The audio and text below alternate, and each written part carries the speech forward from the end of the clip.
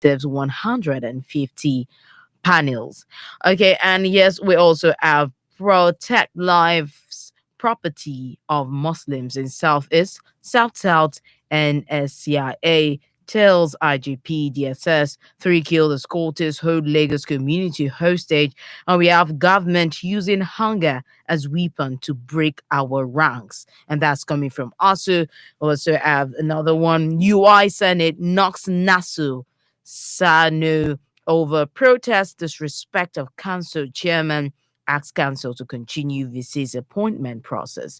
And we have Nigeria must restructure before next election. Southern Middle Belt leader insists North can dictate to us anymore, they say. We are going our separate ways, Middle Belt Forum tells Core North. You didn't address problems of the North, Northern groups tell governors. Likewise, we have FEC approves 84 billion naira for FCT or Yogbomoso roads. And we have INEC may kick off e-voting with Anambra election next year. And that's coming from the chairman. And we have Trump versus Biden with still too close to call. U.S. Senate gets first. Nigeria American Congressman Nigerian wins U.S. State Assembly race. And moving now to the headlines in the Punch newspaper. On the front page of the Punch newspaper, we have 2021 proposed 6 trillion naira loans. PDP, APC clash over federal government's fresh plans. Man demands caution.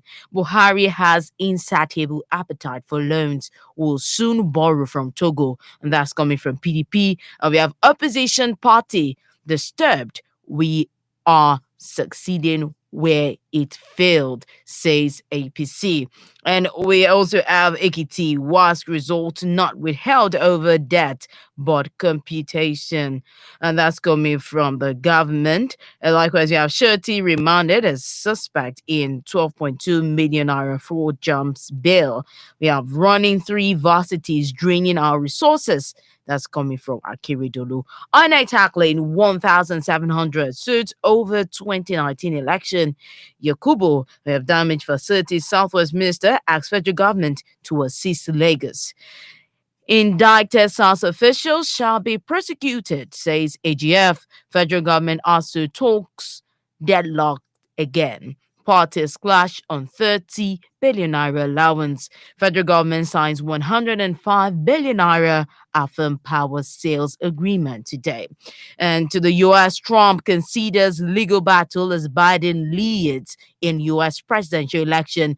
Latest result, Biden 253, Trump 200 and 213. Candidate with 270 electoral college votes wins. President alleges mail ballot having devastating effect on poll results. When court is finished, we believe will still be the winners, Biden. Okay, now it's time for us to bring you details of the story. But before we do, we'll go on a short break. Please stay with us.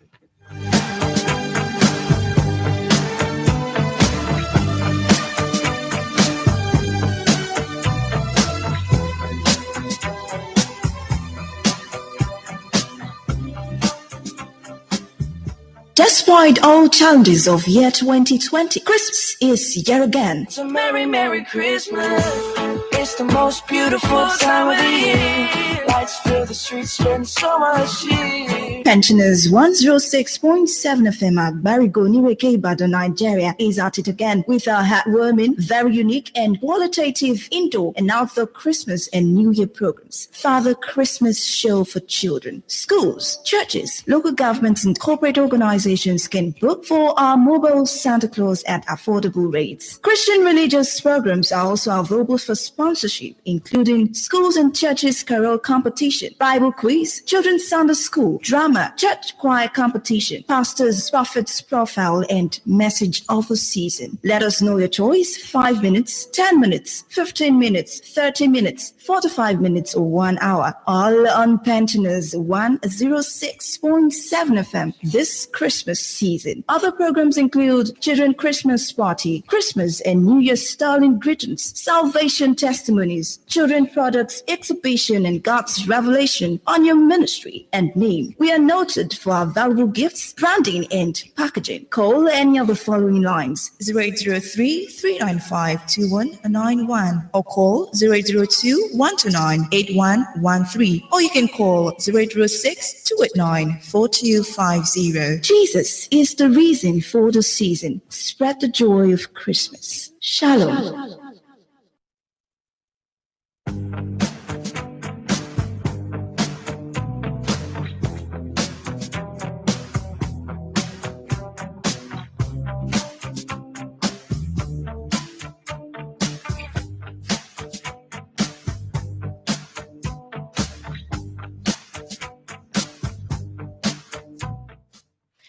Thank you for staying with us. Now, bringing you details of the headlines we've read out to you, taking the first story from the second page of the Punch newspaper.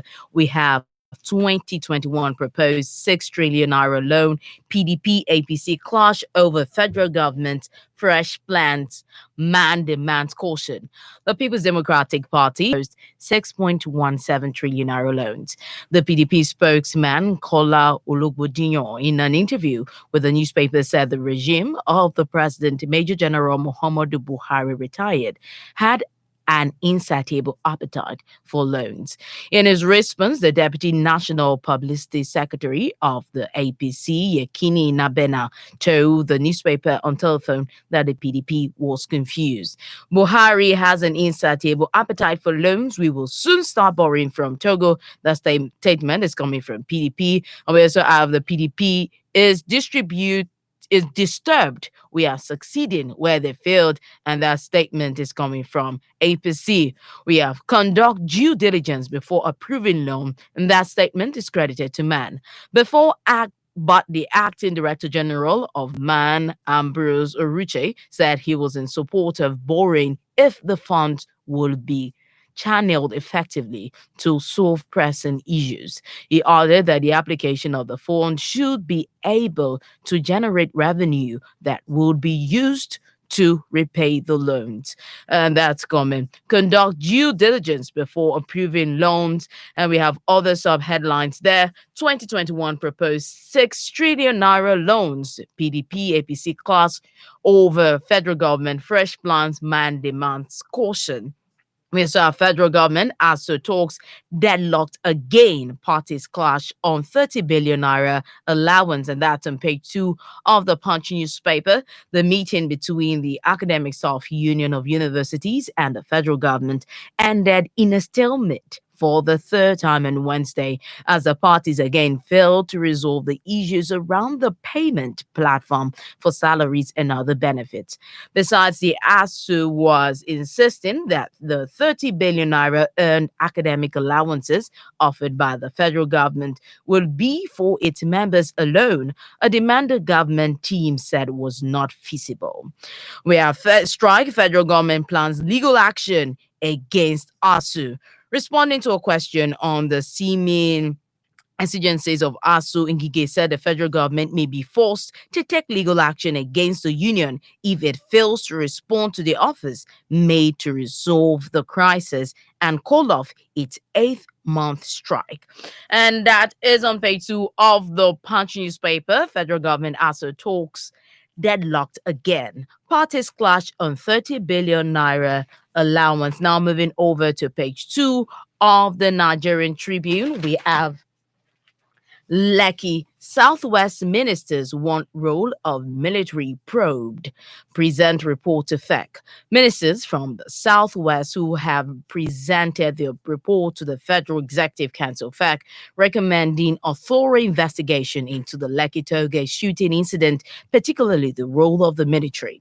The Minister of Works and Housing, Babatunde Fashola, who briefed the State House correspondent in Abuja after the meeting on Wednesday, said the ministers also recommended that the federal government should assist the businesses affected by the arson and looting in Lagos and other parts of the country through the Central Bank and the National Economic Council (NEC).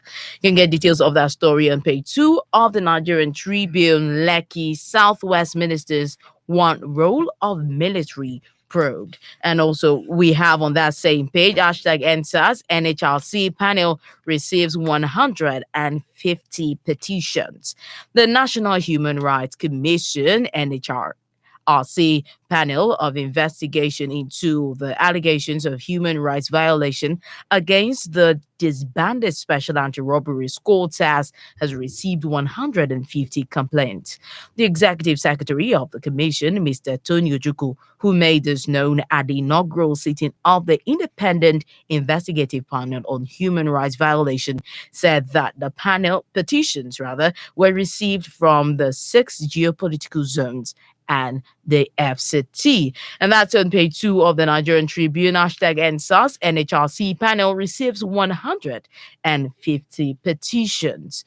And moving now to page 7 of the Punch newspaper, we have damaged facilities. Southwest ministers ask federal government to assist Lagos. Ministers from the Southwest have called on the federal government to assist the Lagos state government in restoring some of the public facilities destroyed in the aftermath of the recent #Enters protests in the state. They identified as some of the facilities destroyed during the period. Damaged facilities, Southwest ministers asked federal government to assist Lagos.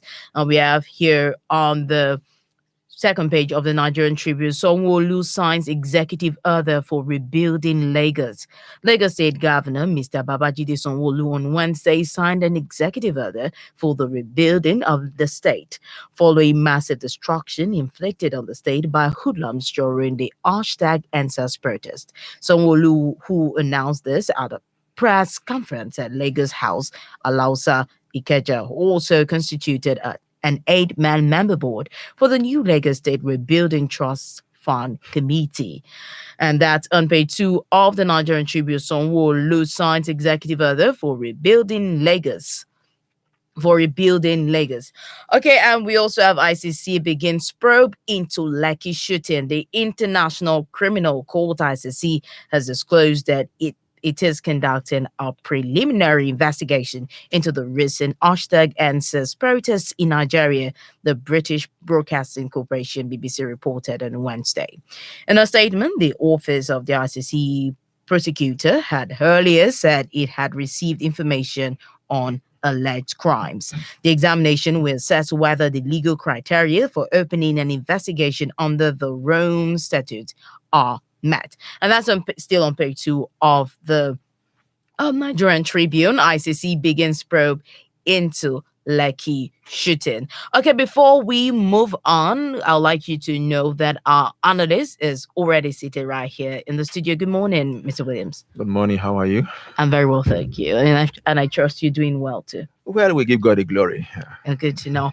Okay, I'd like us not to even start with the NSAS protest, but start with the clash between the APC and the the opposition PDP. We have this clash. PDP APC clash over federal government's fresh plans, man demands caution. 2021 proposed 6 trillion naira loans, and we have PDP getting at them saying Buhari has an insatiable appetite for loans. We will soon start borrowing from Togo. And that's a statement from PDP. And APC responded by saying PDP is disturbed because they have succeeded where they failed. And then we have MAN, would say probably a neutral body, saying conduct due diligence before approving loan. What do you have to say about this clash and the decision of the federal government to get the loan? This back and forth is expected between APC and PDP. And one thing that we have come to know about this government is that it likes borrowing money. That is one thing that has come to signpost this government. And then, of course, PDP is saying that it has an insatiable appetite for borrowing. Of course, we are talking about 38 trillion naira in debt by next year. That somehow should give somebody a cause for alarm. More so, not seeing most of the things that this monies has been used for is is questionable. Now, APC spokespersons dismissing the concerns of PDP is not the way to go. They have followed this path for quite a long time, and somehow to me it is disgusting. People ought to ask questions about how these monies are being spent, and it is your duty to explain clearly, point to projects that this monies has been spent on. That is your duty. You don't dismiss people. Man saying they should be judicious, they should be careful about, look at the terms first before taking these loans. We have heard about some terms, that are embedded in the Chinese loans about, ceding our sovereignty, a part of it or whatever it is, to China if we default in these loans. Now, investigation somehow was opened in the house. Now, as we speak, that investigation has been quelled. We do not hear anything about that investigation anymore. So I don't understand why this government will continue to flay people that says there should be transparency and there should be accountability as regards these loans. There has to be. But we must come to a place where we accept a few things, and that is this government will continue to borrow, and somehow Nigerians will not be given clear explanation as to why they are borrowing and the things they are spending this monies on. Let's not forget, last time the government came out and they said the trader money that was disbursed to people, we can't really ascertain those they disbursed the money to. They came out and they said they did not have a record of those they shared this monies to. And let's not forget, these monies you're talking about now, it is part of the monies that were borrowed. So they should, as APC now and the presidency should, be accountable, should explain to Nigerians how these monies are being spent in details, not to dismiss the concerns of opposition party and the concerns of Nigerians. They are supposed to explain to answer to Nigerians. But as is often the case, that is not is neither here nor there. But going forward, we cannot continue to act like this as if we are not accountable to people that elected us. So don't dismiss. The call is germane. You as a government is supposed to carry everybody along, explain to them, and so as we all can be on the same page. Yeah, they may still have some reservations, but at least be bring in humility when you are explaining things to those that are supposed to be your employer. Okay. All right. Thank you so much, Mr. Williams. I'd like you to like your thoughts also on this fresh side to it now. Federal government saying they may be forced to take legal action against the union if it failed to respond to the offers made to resolve the crisis and call off its 8-month strike. And this strike that's been going on, ASU strike that's been going on for a very long time now, 8 months, based on this report. What do you say about this fresh plant by the federal government against This ASU? first and foremost, this back and forth is sickening. It's sickening because eventually when they resolve their issues, ASU members, they are going to receive their salaries. The backlog, they are going to receive their salaries. Those that would bear the brunt of this strike is the students, and they are at home. A course that should take you 4 years, now you look at 6 years, you look at 7 years, and let's not forget about the age barrier when it comes to employment presently. So I don't understand what the government and the ASU, what they are doing. What is clear is that both parties, they've displayed a level of irresponsibility. That is what is clear in this whole negotiation, because during the pandemic, when we are all legally at home because of the virus, if the government and ASU, if they were truly serious about resolving these issues, they should have sat down and rigorously look at these issues, then resolve them before we open up for business again. But somehow they both went to bed. They left these issues unattended to. Now we are here. The government is saying they are going to resort to legal tussle to force them. We are negotiating. It's supposed to be a negotiation. We both have to sit down. We have to agree on the terms of the negotiation. A court cannot come and force me to accept a terms that I believe is not to my own benefit. That is not what a court does. A court, you two parties that should legally, sit down and discuss about terms of working together. You have not been able to come to an agreement. You cannot use the court to go and compel one because perhaps you believe you own the court, or perhaps the court somehow answers to you to go and compel one to accept your own terms. It's not done that way. I don't know how they are going to go about it, but I don't think any court, no court in the land, perhaps would want to accept the prayers of the federal government to somehow handicap or compel one side of a negotiation table to accept the other's point of view. It's not done that way. All right, we look forward to what happens. And speaking of the aftermath of the #EndSARS protest, especially its effect on Lagos, the destruction of public facilities by hoodlums with private ones, we have the Southwest ministers asked federal government to cease to Lagos, and we have it coming. We have it coming from the Minister of Works and Housing, Babatunde Fashola, asking the federal government to assist businesses affected by the looting and destruction in Lagos and other parts of the country through the central bank and the National Economic Council. And the recent signing of the executive order for building Lagos again by Sanwo-Olu. What do you have to say about this destruction in Lagos? And see, we have condemned the destruction of parties and of businesses in Lagos. That is condemnable. Let's not forget Femi Gbadabiamila, the Speaker of the House, already has from his own wisdom, he marked about ₦1 trillion to rebuild Lagos. Now, one is not sure where he got that figures from, but that is what he has said. Well, as we know we know Lagos status as regards our economy in Nigeria, and we know how much in the area of tax and the rest that they contribute to national coffers. Yes, there should be a level of assistance to rebuild Lagos, but at the same time, if I wish they are attaching the same urgency to the issues that led to the protest in the first place. So it has to work hand in hand. The same urgency has to be applied to the issues, to the agitations of the youths.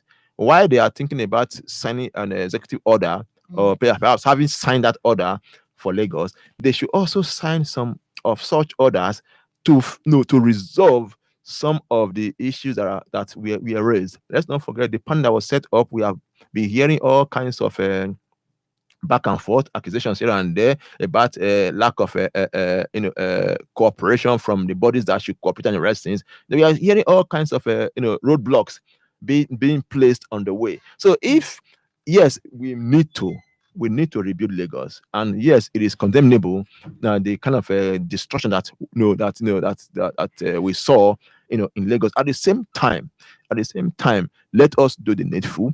Look at the protest itself. If we decide to turn our backs the way it is seeming presently on the issues that were raised by the protesters, they will rebuild Lagos again, and somehow, maybe in a year time, the same protest or thereabouts will come up again. And somehow the same destruction perhaps could come again. So the best thing is to look at the root of the issues that led to the destruction in the first place and start fixing from there. All right. Thank you for that. And we have the NHRC panel saying they received 150 petitions. Talking about NHRC, we know how frequently they've come up with, receiving petitions, discovering this happening. What do you see them doing about this 150 petitions they say they've received from all parts of the country? I don't see them doing much, sadly. I don't see them doing much. See, that body is an affiliate somehow to the government in power. And they cannot say that they don't receive these petitions before. They have received these petitions numerous times, and somehow they failed to act on these petitions. Now they are trying to be relevant, in my own view, trying to be relevant and say that we received the petitions. Don't forget we have other panels right now looking at the same petitions. So they are trying to be relevant, perhaps looking for ways to also get some monies from the federal government. But the thing is this: they have failed in their own responsibilities. Issues should not have gone this far if they have been doing their own portion of the work. They have no, they were supposed to be watchdogs. Now, when these things are happening, as the report come to them, these things are supposed to be treated as they come to them. But somehow these things were left. They were not treated, and each time they try to make any advancement somehow, they are put back.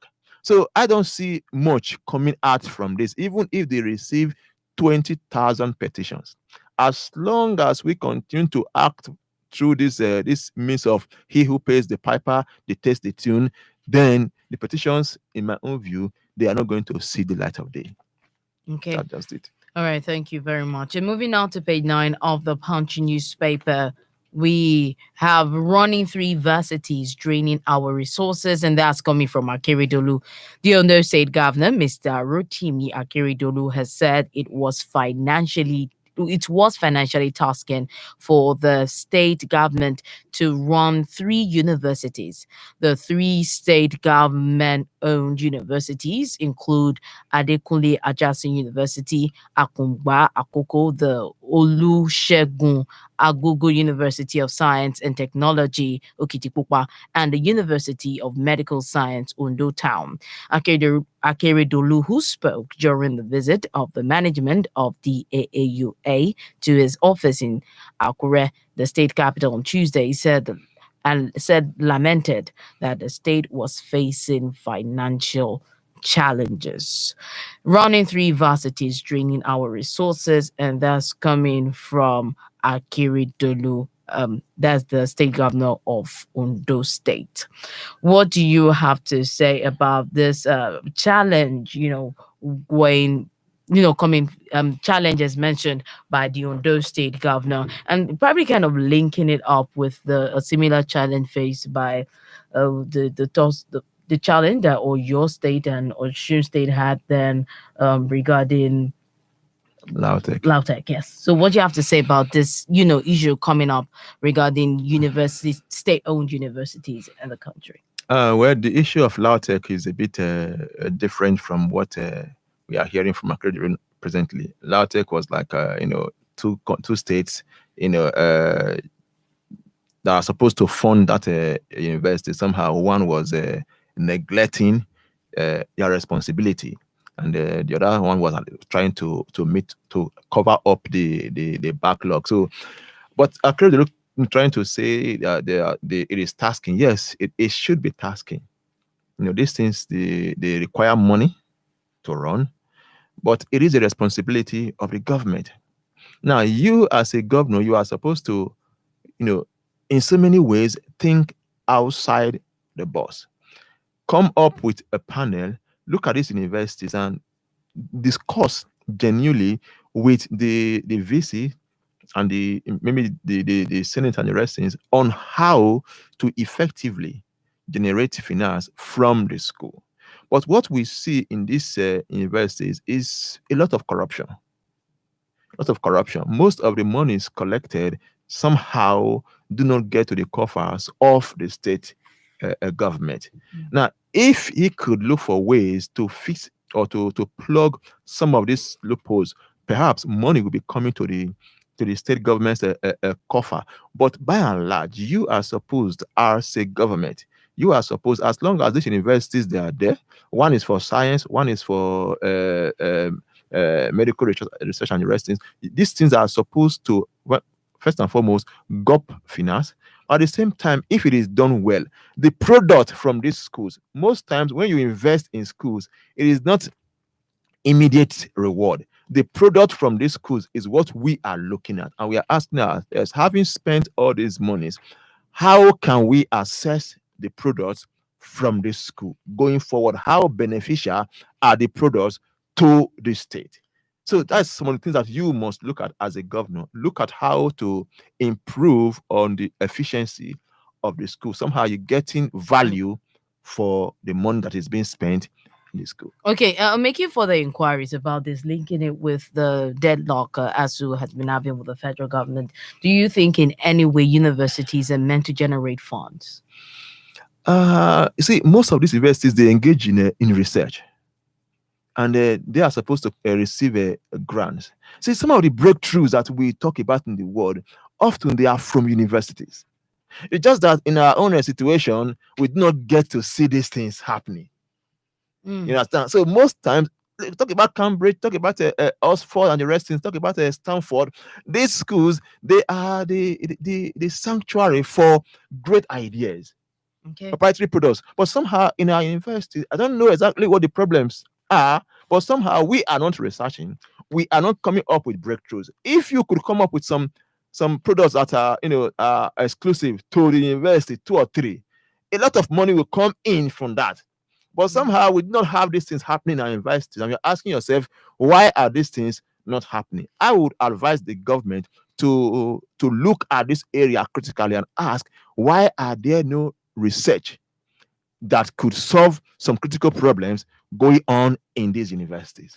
All right, thank you so much. Number to call you, our dear listener. Yes, it's time for you to be part of the program, and the number to call is 0908 111 1067 0908 111 1067 or 0808 010 1067 0808 010 100 suits over 2019 elections, Yakubu.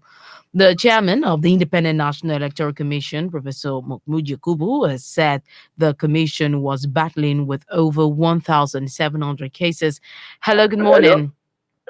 Hello, good morning, sister. Good morning. Please, your name and where you're calling from. I'm from the old academy garden. Sorry, may you say your name again?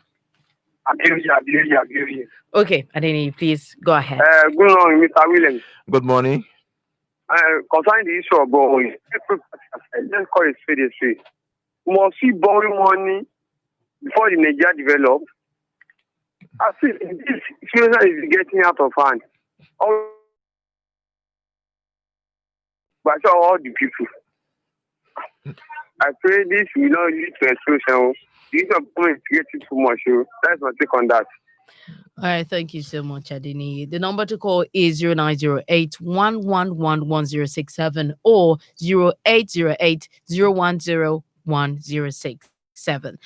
Okay, so still taking the story, INET tackling 1,700 suits over 2019 election. Yakub, and that's on page 14 of INEC may kick off e-voting with Anambra election next year. And that's coming from the chairman. House committee bars INEC commissioners from closed-door budget defense. Chairman of the Independent Electoral Commission, Anambra gubernatorial election slated for next year. Yakubu dropped the hint while speaking with newsmen shortly after the 2021 budget defense session before the House Committee on Electoral Matters. Okay, and that's INEC may kick off e-voting with Anambra election next year. Chairman, House Committee bars INEC Commissioner from closed-door budget defense. And that's on page 29 of the Nigerian Tribune. What do you have to say? How much do you look forward to this happening, the e-voting with the Anambra election next year? And how successful do you see that? We have clamored for this e-voting for quite a while. You see, at the same time, you just read this headline about INEC being bogged down with about 100 and something cases from 2019. And the issue, ask ourselves, is this: you are saying by Anambra election, you could commence e-voting, but is it backed by law? That is part of the issues that we have been trying to, I was talking about for a while. There is an electoral reform bill that should, clarify most of these things if it has been signed into law. Now, the government has not done that. Now, if you go ahead tomorrow or next, as they are planning to conduct the election through e-voting, some of those that will take part in these elections will have grounds to go to court because the process or the what you use is not backed by law. Let's not forget this. Even this card reader thing isn't because Nigeria somehow is such a country that we force things through. It is still not backed by law, and some of those that participate also they often bring up these things. It is not backed by law. But the fundamental thing we must focus on right now is the president signing into law this electoral reform bill. Sign into law so as some of these issues could be curtailed. Some of these court cases could be curtailed because there will be a law right then that will that you can point and say, look, this thing is backed by law. Yes, it is an innovation that somehow we should applaud, but it must be done the right way. Otherwise, it will be a disservice. It must be done the right way. Let's put in place the laws that should back these things going forward. Okay, and yes, just a reminder, your dear listener can call. The number to call is 0908 111 1067 or 0808 0101067. Moving on to page 8 of the Nigerian Tribune. Nigeria must restructure before next general election. SMBLF insists, says enough of any section playing supremacist role again. The Southern and Middle Belt Leaders Forum and SMBLF on Wednesday insisted on restructuring of the country before any national election, as it sadly noted that the inequalities in the polity multiplied everywhere, declaring that enough of any section playing supremacist role. And that's on page 8 of the Nigerian Tribune. And there are other sub headlines from that. 2023, we are going our forum. MBF Dr. Pogo Bichus said the 2023 presidential election may not favor the entire North region as the Middle Belt zone will go its separate way. He said the zone will pick a presidential material that will protect the interest of the Middle Belters. We also have you do not address problem of the North. CNG tells Northern governors. Hello, good morning. Hello, good morning. Hello, good morning. Your name I and am where you come. calling from Mokola Ibadan here. Sorry, your name again. I am Okay. calling from Mokola Ibadan Okay, here. please go ahead. It's we, southern part, and this particular southwest agitated for this situation. Northern part already been won. And they don't want this thing to be successful because they already been the side of the favor of this particular we are saying. And they don't want this thing to be rearranged. And in the situation whereby they refuse this thing, there's no way we this is celebrate. There's no way we can stay in unity. And they are keeping saying that we are in unity. Our unity is settled. It's not negotiable. Where is the unity that is not negotiable? The unity is cheating. It's not done. Ian Ezekiel calling. That's my information. Good morning, sir. Well, thank you very much, Heini Ezekiel. Okay, so Mr. Pies, what do you have to say about this statement coming from the Southern and Middle Belt Leaders Forum, and as already as Ian Ezekiel also showed his concern. You see, we have been talking about restructuring for quite a while, and it is the only way. If truly we want to move this country forward, it is the only way. We must sit down and look at the issues as he has said. Ayeni said, we cannot continue with this kind of a system where a particular region somehow has the upper hand over the rest region. But we've been talking about this for quite a while. What's the way forward? The leaders must first and foremost understand that they are overseeing a crumbling nation. If we continue on this path, restructuring is the only way forward. We must sit down at a point, even in a family of 10 or thereabout, when there's somehow injustice in the family, they call a family meeting, they sit down and resolve the issues. You cannot continue to impose your ways on others and expect them not to resist.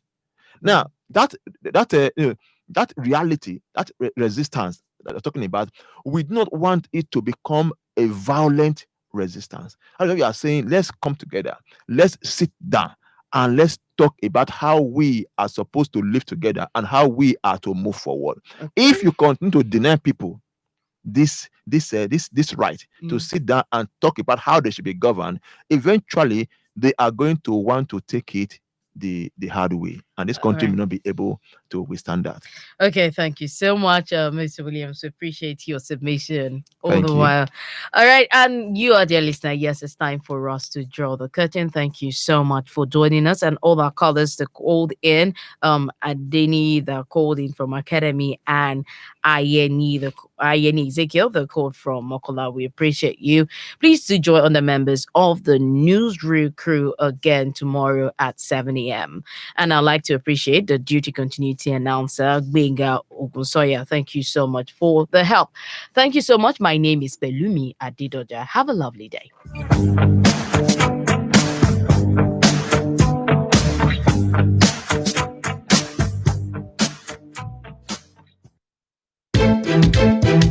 Looking for that radio station that will serve you better. Best of sports, entertainment, you go know we be master. Information, education, now we get to make you era.